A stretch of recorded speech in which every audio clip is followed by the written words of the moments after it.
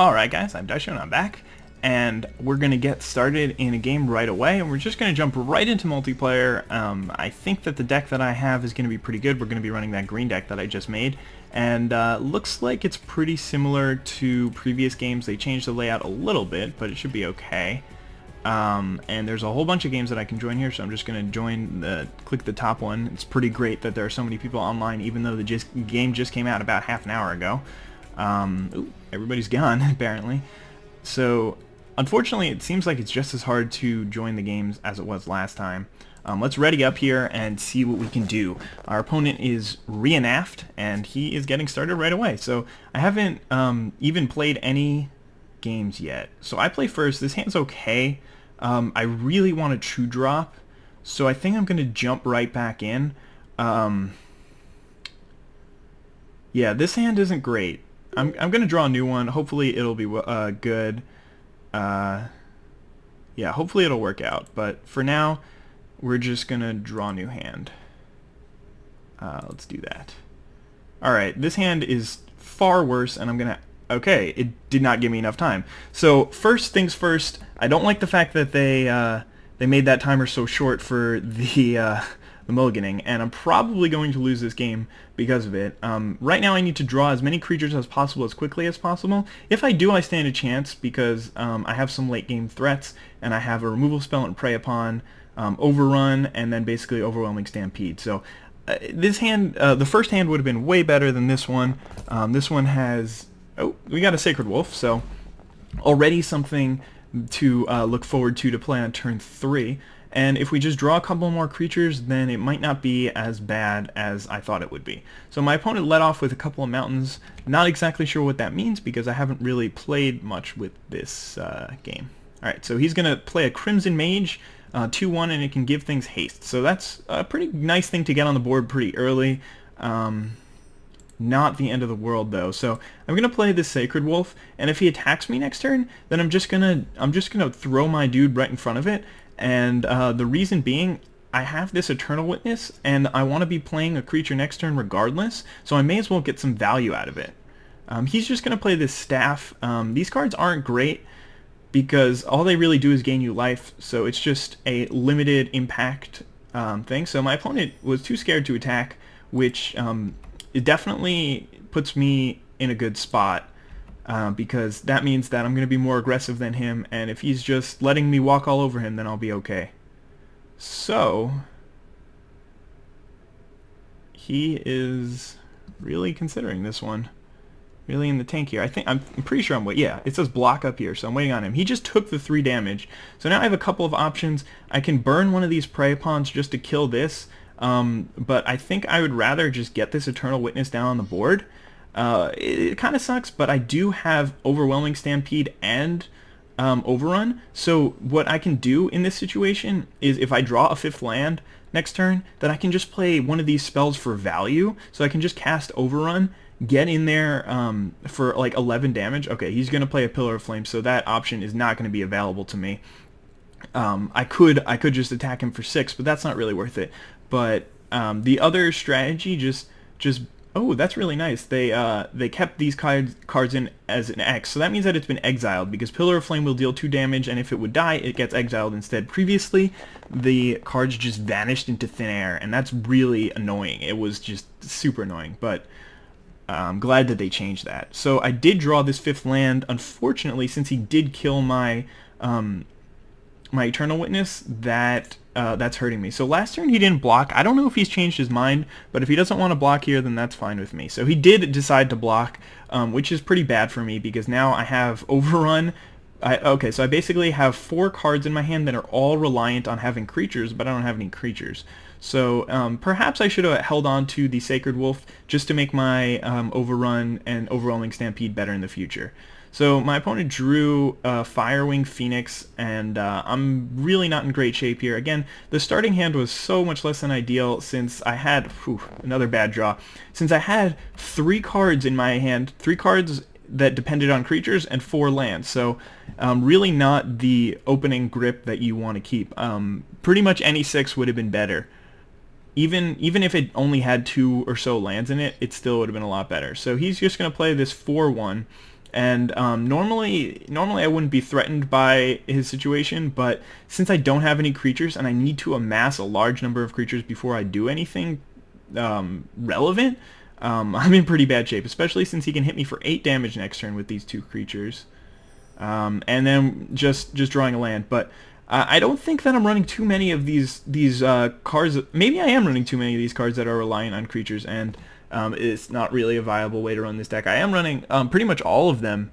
All of my spells, like all 15 of the spells, need creatures to work. But yeah, Pilgrim's Eye. So I really think that I could have won this match had I even kept the first hand with that indestructible.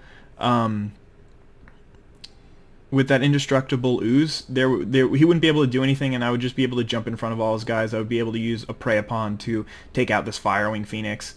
But right now it's looking pretty much unwinnable for me, and it's really just unfortunate. I'm holding these 5 cards in hand that actually cannot do anything because my opening grip was not ideal, and he's just going to be able to kill me next turn. So we started out Magic 2014 with a loss. Not ideal, but we did learn something valuable about the game, which is that we have to be really careful on how much time we waste on mulligans. So he's just going to be able to take me out here, and there we go. Daisho has officially been defeated, even before I've actually won a match. Yeah, there it goes.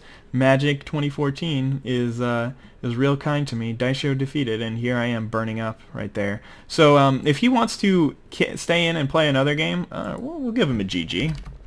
Then I am very willing to play, since I kind of believe that I can get in there. So yeah, of course. Yeah, let's do it. Okay, so what I like about this is at the beginning of, maybe it was 2012, they let you see your opponent's deck, and that was the worst thing. Maybe it was 2013. All right, so this is more up my alley. This is really just one of the perfect hands. I'm going to keep it right away. It's got a Tusker in it, Colonian Tusker, which is just gigantic for its mana cost, and then I've got a couple of Gloom Widows, so a couple more creatures, and then I have this one Rancor, which obviously you guys all saw those in the other video. If you didn't, I'll hold it up for a little bit so you can read it. Ooh, and I got another Tusker. So I've got a couple of options. What I think my best play is, it really depends on what he does. So if he does nothing next turn, then I'm not going to equip my dude with the Rancor, because that'll give me the suspicion that he might have a Searing Spear in his hand, which will deal 3 damage to my Tusker and kill it right away. That wouldn't put me in a great spot.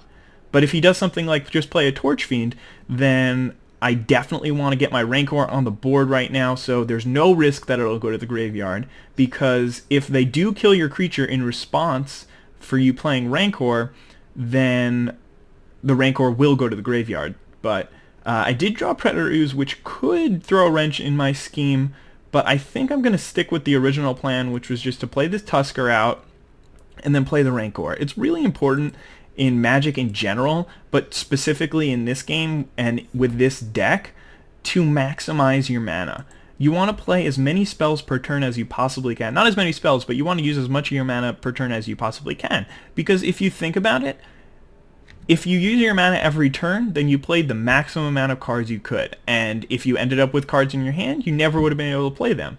But if you don't maximize your mana every turn, and then you end up with spells in your hand, then it's basically like you were using less cards than your opponent could have used, because he was able to cast more of them because he used his mana more efficiently.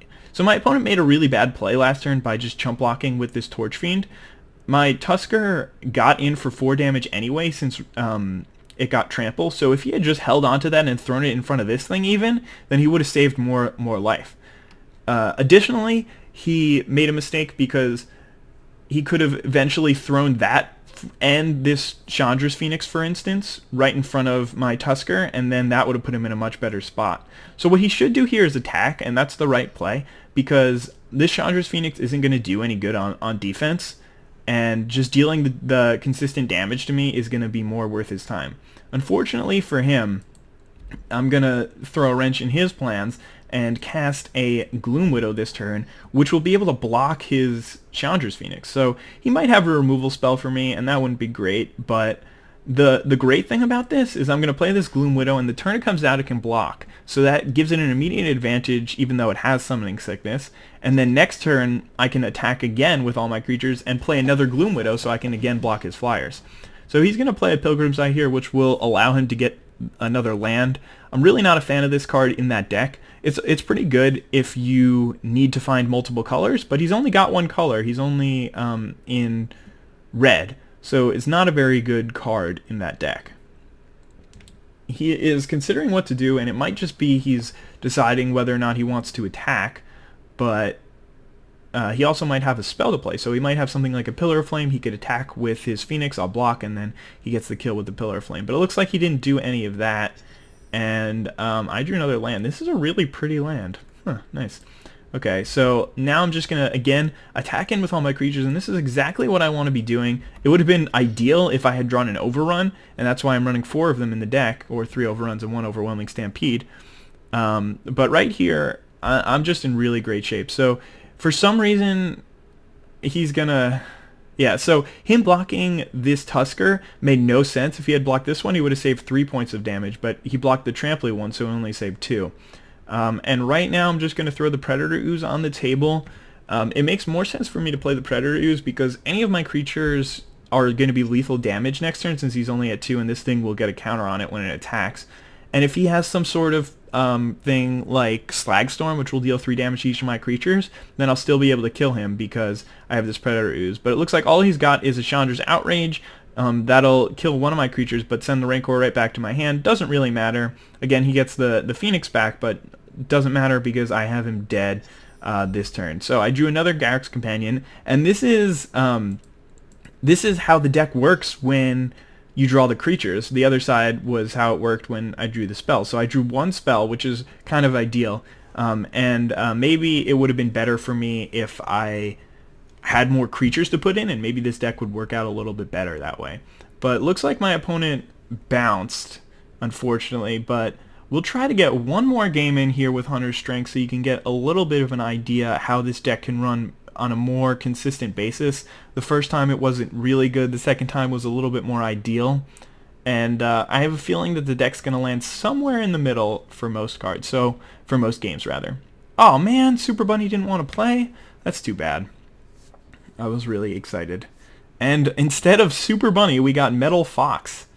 So I hope that's a Super Smash Bros. Reference, even though Metal Mario is the guy who's metal. But you can get a Metal Fox. Anyway, let's go. All right, he's readying up, and we are ready to start this duel. Okay, so immediately I see a hand where I've got 5 lands and 2 4-drops, so I don't want to keep it. I want to draw a new one. I can get a little bit more aggressive. This one is okay. I'm just going to keep it. I've got a couple of 4-drops, which is less than ideal since I'm starting with 2 lands, but I do have this 2 mana spell that I can play. Hopefully I'll draw some more lands, and really if I get 2 more, then I'm going to be in a much better scenario. So my opponent unfortunately is on the mulligan, which is really good for me, but kind of unfortunate for him, and I guess unfortunate for you guys, because you don't want to see a game where I just stomp over somebody. But that might not happen, especially if he kept a good 6, and I don't end up drawing any more lands. So Gloom Widow is a pretty good draw for me. It's not something that I can cast, but if I do draw one more land, then it will be something I can cast, which is really good for me, because otherwise I would have just had to cast my Eternal Witness on turn 3, and that wouldn't have been too much fun, because casting this card without any abilities is not ideal. But alright, he's just going to be playing the mirror matchup of me, and that's not great for me because it means that he's got... Come on, give me a land. Not great. Okay, so it means that he's got big enough creatures that he can block and trade with me, but he's probably also going to have some late game potential. So if we trade off all our creatures in the beginning, I probably shouldn't attack there. Maybe not. I don't know. Alright, so he's just going to block. and maybe just saving my creatures for that Stampede would have been the best option, because that'll be my my late game strategy. But I do have a whole bunch of creatures to play between now and then, so at least he won't be attacking me for damage or anything. Because if I don't attack and then he attacks and I still don't want to make the trade, then he can play another creature and then I won't have anything to do. So my opponent's way ahead of me on mana. He's playing a third land and he's got a Nature's Lore. So hopefully I'll be able to draw a land here. Thank you, deck. I really appreciate that. And I'm just going to go straight for the Eternal Witness to get back my Tusker. That's another reason why I didn't mind too much that I traded off, because I knew I had this Eternal Witness to grab it back eventually. And yeah, so we're looking okay here. Not great. We still need a couple more lands to hit our Stampede, but if I can just play a creature spell out every turn until I get to the Stampede, then I think I'll be in good shape. So he's just going to play this. I really don't recommend ever playing any of these staves. Maybe if they're in the life gain deck, that'll be okay, but outside of that, I don't recommend it. So I could just play an Oakenform on my Eternal Witness, but I'm afraid that it'll get outclassed too quickly. So instead, I'm just going to play this Gloom Widow. And again, as I said earlier in the game, or earlier in the video, I should have attacked before I did that, by the way. Sorry. You want to keep your mana as open as possible, because, for instance, if my opponent plays an Eternal Witness of his own next turn, then and I don't draw a land, then I'm going to want to prey upon. Or if I do draw a land, in fact, which is a better oh no, yeah, if I don't draw land, then I can play this Kalanian Tusker and still get the prey upon off. So hopefully I draw land here, because I've set myself up in a position where this Sentinel Spider really shouldn't be a problem. And the reason for that is because I can put this Oakenform on my Gloom Widow to make it a 6/6, and then just go ahead for the prey upon, make these two creatures fight each other. My creature is going to come out on top, and then I'm going to be able to hit him for 8 damage. So that was pretty much the ideal scenario right there. That's exactly what I wanted to be doing, and I'm getting in that sort of sweet spot where I have a bunch of creatures, and I also have all these spells that help my creatures get better. So this Oakenform, this Prey Upon, those are really the best cards for me. But my opponent did just hit 7 lands, so there are a bunch of really, really powerful spells that he can play that I won't be able to deal with, and the only way I'll be able to win is by eventually casting an overwhelming Stampede of my own. So he's got this Gloom Widow, which at first glance you might think it'll be able to block my creatures, but Gloom Widow has that clause on him that he can only block creatures with flying. So my creatures are still completely unblockable to him, which is really good.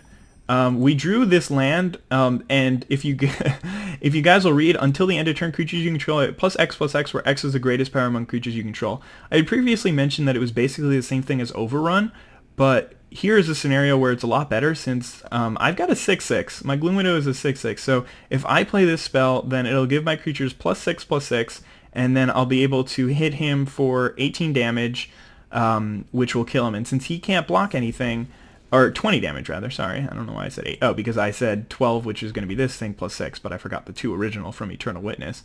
And since he can't block anything, I'm just going to be able to take him right out.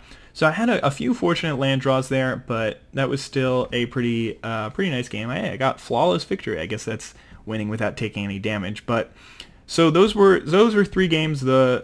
Hey, I unlocked, but I already unlocked all the cards. So anyway, thanks Metal Fox for the game, if you ever see this somehow. And anyway, I hope you guys all enjoyed this video. Let me know what you think of Magic 2014's whole layout and theme and stuff. And let me know what you think of my build of this deck. Hope you guys enjoyed. Have a nice day. Bye.